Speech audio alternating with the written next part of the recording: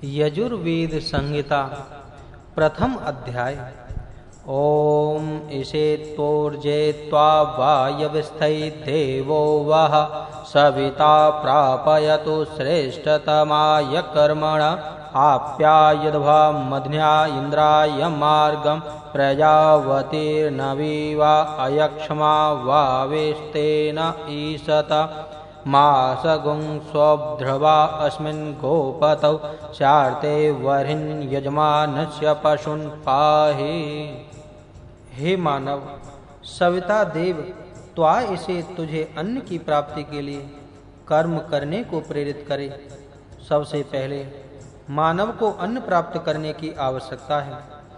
अन्न के बिना मानव जीवित रह नहीं सकता, इसलिए अन्न पाने के लिए कर्म करने की तैयारी करो। इस प्रकार यहाँ उपदेश दिया गया है। सविता शब्द यद्यपि सूर्य के लिए प्रयुक्त होता है, तो भी यहाँ पर सतपथ ब्राह्मण के सविता वै देवानां प्रसविता इस वचन के अनुसार सविता देव देवों का निर्माण परमात्मा इस अर्थ में प्रयुक्त हुआ है। अतः पहले वाक्य का अर्थ है जो सबका उत्पन्न करता परमात्मा है, वह तुझे अन्न पाने के लिए कर्म करने को प्रेरित करे। यदि अन्न ही मिल जाए तो पर्याप्त नहीं, उसे आत्मसात कर उससे बल बढ़ाने की आवश्यकता है।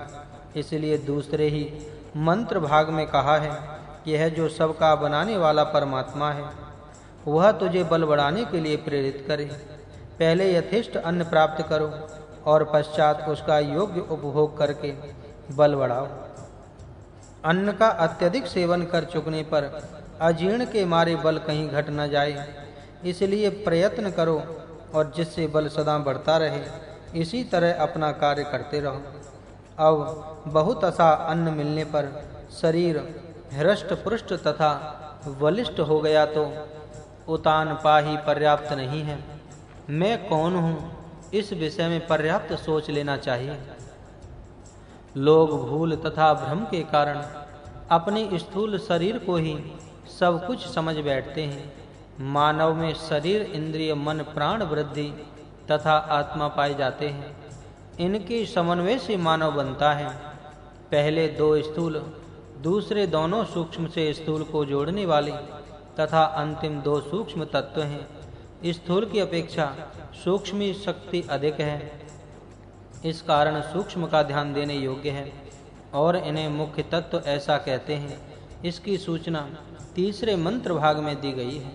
हे मानव, तुम सभी प्राण रूप हो। शरीर नष्ट होने वाला है और प्राण तथा आत्मा अमर है। यजुर्वेद के 40वें अध्याय में यही बात स्पष्ट कर दी गई है। वायु अनिलम अमृतम अथ इदम भस्मांतम शरीरम। प्राण अन्न इलम अपार्थिव अमृत है और यह शरीर भस्म होने वाला है।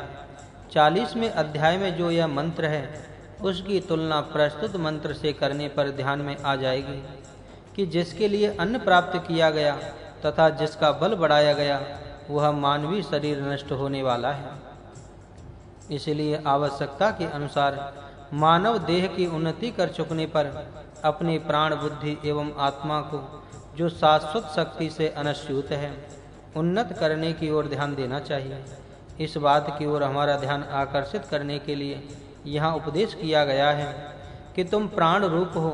मनुष्य केवल शरीर रूप ही नहीं, किंतु प्राण रूप है। पहले दो मंत्र विभागों में एक वचन के प्रयोग द्वारा एक के लिए वैयक्तिक तौर पर उपदेश दिया है। हर एक को व्यक्तिशः अन्न प्राप्ति के लिए तथा बल बुद्धि के लिए प्रयत्न करना चाहिए, परंतु मानव संघ समुदाय बनाकर रहने वाला प्राणी है, इसलिए उसको उचित है कि वह अगले उपदेश को कार्य रूप में परिणत करके समय मन में यह धारणा अक्षुण्ण बनाए रखे कि वह सामुदायिक जीवन बिताने वाला है। संधिक तथा सामुदायिक जीवन ही मानव जीवन है। मानव की अमरता संघ से ही सिद्ध होने वाली है। आगे चलकर इसका अधिक स्पष्टीकरण किया जाएगा। सविता देववः श्रेष्ठमाय कर्मणे प्रापयतु। सबको उत्पन्न करने वाला देव तुम सब लोगों को श्रेष्ठतम कर्म करने के लिए प्रवृत्त करे। इस मंत्र भाग में ऐसा उपदेश दिया है कि सब मिलकर अपने सभी लोगों की उन्नति के लिए जो करने योग्य एवं प्रशंसनीय कार्यकलाप हैं उन्हें कार्य रूप में परिणत करें। कर्म के विभिन्न प्रकार विकर्म, अकर्म, कर्म, श्रेष्ठ कर्म, श्रेष्ठतर कर्म, श्रेष्ठतम कर्म, ऐसे बहुत प्रकार के कर्म हैं। विकर्म का अर्थ है विरुद्ध कर्म जिसके करने से अवनति होती है। इससे भी क्रमशः अगले कर्म श्रेष्ठ हैं जिनमें सर्वोपरि कर्म श्रेष्ठतम कर्म है। अतएव यह मंत्र कह रहा है कि हर मानव या मानव समुदाय को उचित है कि वह श्रेष्ठतम कर्म निष्पन्न करने की महत्वाकांक्षा अपने सामने रखे। मानव जाति सदैव सतर्क रहे कि हीन जघन्य कर्म भी न होने पाए। यदि पाठक इन चारों मंत्र भागों के पारस्परिक संबंध की ओर ध्यान देंगे तो उन्हें पता लगेगा कि पहले दो मंत्रों में जो उपदेश दिए गए हैं, अन्न प्राप्त करो और बल बढ़ाओ, उनमें भी यह भाव छिपा हुआ है कि श्रेष्ठतम अत्यंत स्तुत्य कर्मों के द्वारा ही अन्न प्राप्त करो और वैसे ही प्रयत्नों से बल बढ़ाओ। उनका यह आशय कदापि नहीं कि भी भले बुरे मार्ग से अन्न प्राप्त किया जाए। ध्यान में रहे कि संपूर्ण यजुर्वेद में जहाँ कहीं भी कर्म करो ऐसा उपदेश है, वहाँ श्रेष्ठतम सराहनीय कर्म ही अभिष्ट है। ऐसे श्रेष्ठ कर्तव्य कर्म कर चुकने पर ही आप यद्भम तुम सब अपनी उन्नति करो। आप यन का अर्थ है संपूर्ण अविकल उन्नति, संतुलित विकास का भाव इससे झलक पड़ता है।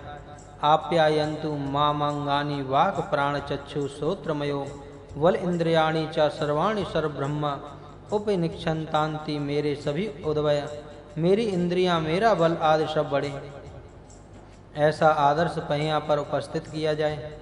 इस अप्यायन क्रिया से दर्शाया जाता है कि शारीरिक, मानसिक, वैयक्तिक तथा सामुदायिक सभी प्रकार की उन्नति वांछनीय है। हम सभी विकसित हों, हम सभी उन्नत बने, इसलिए अन्न प्राप्त करना, बल बढ़ाना, प्राण शक्ति को पल्लवित करना और अत्यंत श्लाघनीय कर्म सामुदायिक उन्नति के लिए करना अत्यंत आवश्यक है। क्योंकि तुम सभी अग्न्या अवध्य हो, तुम्हारी शक्तियां क्षीण ना हो। हे मानव, ध्यान में रखो कि तुम्हारा विनाश तुम्हारे या दूसरों के द्वारा कभी न होने पाए। सब प्रकार से तुम्हारी उन्नति हो, जिससे तुम्हारी वृद्धि हो, ऐसे ही कार्य तुम्हें करने चाहिए। और यदि कोई तुम्हारा विनाश करने का प्रयत्न करे तो तुम उसका प्रतिकार करें एवं अपनी उन्नति की राह के सभी रोड़े दूर करने की चेष्टा करें। यही इस समय तुम्हारा प्रशस्ततम श्रेष्ठ कर्म है।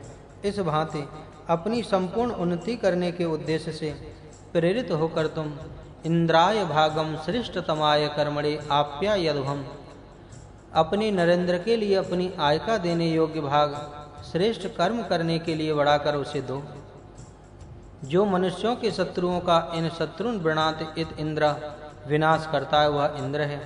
ऐसे नरेंद्र का भाग यदि उससे मनुष्य देंगे तो वह मनुष्य के लिए वांछनीय राज्य शासन सुचारू रूप से चलाकर सुराज्य के प्रबंध द्वारा प्रजा की ही वृद्धि से खूब पनपने लेगा और तरह तरह राजा प्रजा एक दूसरे के सहायक करता बनकर यदि मिलजुल कर सर्वांगपूर्ण प्रगति का कार्य करते रहें तो शीघ्र ही दोनों प्रगति पथ पर आगे बढ़ते जाएंगे। अतएव हे मनुष्यों, नरेंद्र को उसका उचित भाग देने के कार्य को न भूलो। इस ढंग से यदि आप स्वराज्य तथा स्वराज्य व्यवस्था को अक्षुण्ण रखोगे तो प्रजावती, अनु, अमीवा, अयक्ष्मा तुम उत्तम संतति से युक्त, आरोग्य संपन्न एवं क्षय जैसे रोगों से छुटकारा पाकर सुखपूर्वक जीवन बिता सकोगे। क्योंकि उत्कृष्ट राज्य व्यवस्था से ही कर्तृत्वशील संतति का निर्माण तथा राष्ट्र का रोग मुक्त होना संभव है। राज्य प्रबंध से यदि रोग दूर हो, श्रेष्ठ तथा कर्मण्य संतान उत्पन्न हो तो उस राज्य शासन को श्रेष्ठ समझना चाहिए। यदि कोई दुष्ट, स्वार्थी या चुराने की मनोवृत्ति वाला मनुष्य तुम पर शासन चलाने का यत्न करे तो इसते नह वह माँ ईशत अघंससा, वह माँ ईशत चोर तुम पर अधिकार न प्रस्तापित करे। और जो मनुष्य पापाचरण से प्रसिद्ध हुआ है, ऐसा दुष्ट पुरुष वह तुम पर प्रभुत्व न चलाए। इसका तात्पर्य इतना ही है कि तुम चोर या पापी नरेश के राज्य में न रहो। यदि चोर अथवा पापी पुरुष तुम पर अपनी सत्ता प्रस्तावित करने लगे तो तुम अवश्य उसका प्रतिकार करो, उसे हराकर दूर भगा दो। तुम निश्चय करो कि जो चोर और पापियों का छत्र छाया में कभी नहीं रहेंगे। तुम उसे ही अपना इंद्र शासक बनाकर जो तुम्हारे शत्रुओं को अपना शत्रु समझता हो, उन शत्रुओं को हटाने के लिए प्राणपण से चेष्टा करता हो, ऐसे वीर इंद्र के राज्य में तुम आनंद से रहो।